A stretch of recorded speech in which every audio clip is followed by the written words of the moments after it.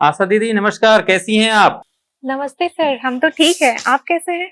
मैं भी ठीक हूँ दीदी। क्या आपको पता है कि आपके गांव में रागिनी नाम की महिला ने एक कमजोर बच्चे को जन्म दिया है? हाँ सर, हम तो आज सुबह ही उसके घर पे गए थे। बहुत अच्छा। बच्चे की स्थिति कैसी है अब? सर वह तो स्वस्थ है और दूध भी ठीक से पी पा रही है। बहुत बढ़िया दीदी। शिशु को अगर स्तनपान करने में किसी भी तरह की परेशानी नहीं हो रही है तो वह बहुत जल्द ही समान बच्चों की तरह खेलने लगेगी। लेकिन ध्यान रखिएगा, अगर बच्ची को स्तनपान करने में दिक्कत हो तो उसको तुरंत पास के अस्पताल में लेकर जाएं। अच्छा, तो यह बताइए कि और क्या क्या देखा आपने और परिवार से क्या क्या बातें हुई? सर रागनी तो बता रही थी कि उसकी बच्ची दूध पीते पीते ही सो जाती है। ओह, फिर आपने क्या बताया? सर हम तो बोले हैं कि अगर वो ऐसा करे, अगर पीते पीते दूध सो जाए तो उसको उठा करके दूध पिलाना है और केवल माँ का ही दूध देना है, बाहर का नहीं देना है। बहुत बढ़िया। तो आपने परिवार को और क्या क्या बताया? यही सर कि बिटिया को दिन और रात में बार बार माँ का दूध पिलाएं, हर 1 से 2 घंटे में। बहुत बढ़िया। तो आपने परिवार को और क्या क्या बताया? सर हम तो समझा दिए हैं कि अगर बिटिया सो भी रही है तभी भी उसको जगा करके थोड़े थोड़े अंतराल में माँ का दूध पिलाना है। क्योंकि सर इस तरह का जो बच्चा होता है, इसका पेट सामान्य बच्चे की तुलना में छोटा होता है और स्तनपान के लिए भी जितनी ताकत की जरूरत है वो इनको नहीं मिल पाता। और एक बार के स्तनपान में ये एक स्तन का भी पूरा दूध नहीं पी पाते हैं। इसलिए ऐसा करना आवश्यक है ताकि इनकी जरूरत का पोषण इनको मिल जाए और जल्द ही यह सामान्य बच्चों की तरह ताकतवर भी हो जाएगी। इसके अलावा और कोई बातचीत हुई थी क्या? हाँ सर, हम तो बताए हैं कि किसी भी स्थिति में सिर्फ माँ का ही दूध देना है और कोई दिक्कत हो, दूध पीना बंद कर दे तो वो हमको बुलाए या तुरंत से कोई नजदीक के अस्पताल में लेकर के जाए। अच्छा, तो दीदी ये बताइए कि परिवार बच्चे की गर्माहट को बनाए रखने के लिए क्या क्या कर रहा है? सर परिवार तो बच्चे को केवल गर्म कपड़े पहना रहा था, लेकिन हम उसको समझाए हैं कि गर्म कपड़े के साथ साथ बिटिया को सीने से सटाकर भी रखना है, इससे उसको गर्माहट मिलेगी, जिसको कंगारू मदर केयर कहते हैं। और फिर उसको बताए हैं कि कंगारू मदर केयर के लिए माँ और बच्चे दोनों के शरीर से कपड़ा को हटा करके सीने से लगाकर रखना है और बाहर से माँ बच्चे दोनों को ढकना है। और इसके लिए बहुत जरूरी है कि बिटिया को टोपी, मोजा और लंगोट पहनाए और खासकर यह ध्यान रखना है कि सांस लेने में बच्चे को दिक्कत नहीं होना चाहिए। और अगर पेट पाँव ठंडा लगे तो तुरंत हमको फोन करेगी या फिर कोई बगल के अस्पताल में लेकर जाएगी। बहुत अच्छा, बहुत अच्छा। और क्या क्या बताया? सर और बताए हैं कि कंगारू मदर केयर करते रहने से क्या होगा, जैसे कि बच्चे को गर्माहट मिलेगा और इन्फेक्शन से बचेगी, बार बार दूध पिलाने से में भी आसान होगा उसको। और फिर यदि किसी भी प्रकार का बच्चे को परेशानी होता है, बीमार होता है, तो वो तुरंत पता चल जाएगा। और सीने से वो तब तक लगा के रखना है तब तक वो लग कर रहना चाहे। तो ये सब बात हम बताए हैं उनके घर पे। इसके अलावा और कुछ भी बताया क्या आपने?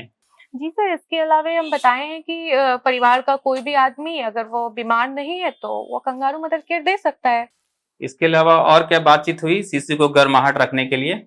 सर इसके अलावा रागनी के परिवार को उसको ये बताए हैं कि अगर बच्चे को कंगारू मदर केयर नहीं दे रहे हैं तभी भी उसको बच्चे को साफ सूती कपड़े में अच्छे से लपेट कर सटा कर रखना है, माँ से सटा कर रखा जाना है, ये बता दिए हैं। बहुत अच्छा दीदी। ये बताइए कि बच्चे को नहलाने के बारे में भी कुछ बातचीत हुई थी क्या? क्या परिवार ने बच्चे को नहला दिया? जी सर, जब जब मैं रागिनी के घर पहुंची ना तो तब तक तो बच्चे को नहीं नहलाया गया था, लेकिन बातचीत के दौरान मुझे ऐसा लगा कि वो लोग नहलाने के बारे में सोच रहे थे। ओहो, ऊपर वाले का शुक्र है कि आपने टाइम से उसके घर विजिट करके सारी बातें समझा दी।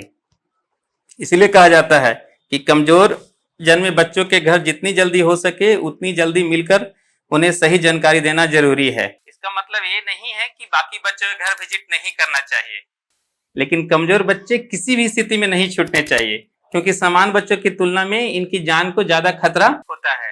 एक और महत्वपूर्ण बात कि प्रत्येक नवजात को उनके जन्म के पहले दिन भ्रमण करके स्तनपान का अवलोकन करना चाहिए, ताकि सभी कमजोर शिशुओं की पहचान समय से की जा सके।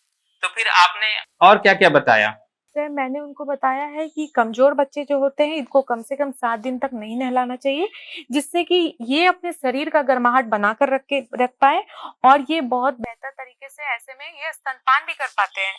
और उनको हम बताएँ सर कि बहुत ज़रूरी बात थी कि बच्चे अपना शरीर का गर्माहट बरकरार नहीं रख पाते हैं, इसके लिए इसके पेट और पाँव को छूकर जाँच करते रहना है और अगर यह ठंडा जैसा लगे तो तुरंत से या तो हमको बताएगी या फिर कोई नज़दीक के अस्पताल में चले जाना है। ऐसा देखा गया है कि जिन कमजोर शिशुओं को उनके जन्म के 7 दिनों के बाद नहलाया जाता है, उनके बीमार पड़ने और मरने की संभावना बहुत कम हो जाती है। अच्छा दीदी, तो ये बताइए परिवार इन्फेक्शन से बचने के लिए क्या कर रहा है? जी सर, मैंने तो देखा कि उन्होंने बिटिया के कटे हुए नाल पर कुछ भी नहीं लगाया था, जिसके लिए तो मैंने उनकी तारीफ़ भी की, बहुत तारीफ़ भी किया और ये भी बताया कि ये नाल जो है कुछ दिनों में अपने आप सूख कर गिर जाएगा। बच्चे के कटे हुए नाल पर कुछ भी लगाने से गंभीर बीमारियों का संभावना बढ़ जाता है। बहुत अच्छा दीदी। तो ये बताइए कि बच्चे को परिवार में कौन-कौन छूता है और क्या बच्चे को छूने से पहले वो लोग साबुन से हाथ धोते हैं? सर बातचीत से तो लगा कि उन्होंने हाथ धोने का ख़्याल नहीं रखा, लेकिन माँ के अलावे उनके घर में परिवार के लोग छूते हैं और रागिनी जो माँ है बच्चे की वो बताई कि उनके घर पे दाई आई थी, वो भी बच्चे को छुई थी। तो आपने फिर क्या बताया? सर हम उनको याद दिलाएँ कि जब अस्पताल में नर्स दीदी क्या बताई थी उनको कि बच्चे को जभी भी छूना है, हाथ साबुन से धोकर छूना है। छूने से पहले साबुन से हाथ धोना बहुत ज़रूरी होता है। साबुन से हाथ धोकर छूने से गंभीर बीमारी का जो खतरा है, वो कम होता है। हाँ, उससे हम उसके बच्चे को बचा सकते हैं। और सर हमने भी अपने होम विज़िट के दौरान बच्चे को छुआ नहीं, दूर से देखा था। ठीक है दीदी, इसके अलावा और कोई जानकारी है जो आप मुझसे बताना चाहती हैं? नहीं सर, अब तो ऐसा तो कोई बात नहीं है। कल हम दोबारा उसके घर पे जाएँगे। अगर कोई ज़रूरत पड़ा तो फिर हम आपको कॉल करेंगे। ठीक है दीदी, तो आप ऐसे ही अपने क्षेत्र में भ्रमण करते रहिए। आपसे बातचीत करके अच्छा लगा और परिवार की जानकारी सही से आप हमें टाइम से देते रहिए। धन्यवाद आपका। नमस्ते सर। नवजात के जन्म के पहले दिन या अस्पताल के घर वापस आने के 24 घंटे के अंदर स्तनपान का अवलोकन करने से कमजोर और बीमार नवजात को पहचानने में सहायता मिलती है। कमजोर नवजात शिशु के जन्म के पहले सप्ताह में स्वास्थ्य संबंधित कम से कम एक बार भेंट के द्वारा उनमें होने वाले मृत्यु के खतरे की दर को आधा और 3 या उससे ज्यादा बार भेंट करके 2/3 तक कम किया जा सकता है। याद रखें, पहली भेंट में 1. स्तनपान का अवलोकन 1 से अधिक बार करें। 2. मां की सहायता करें ताकि वह नवजात को अच्छे से स्तनपान करा सके। 3. यदि नवजात मां के स्तन को चूसने में सक्षम ना हो तो मां की सहायता करें ताकि वह स्तनों से दूध निकालकर कटोरी और चम्मच से पिला सके। ध्यान रखें, यदि शिशु स्तनपान कम या बिल्कुल भी नहीं कर पा रहा हो,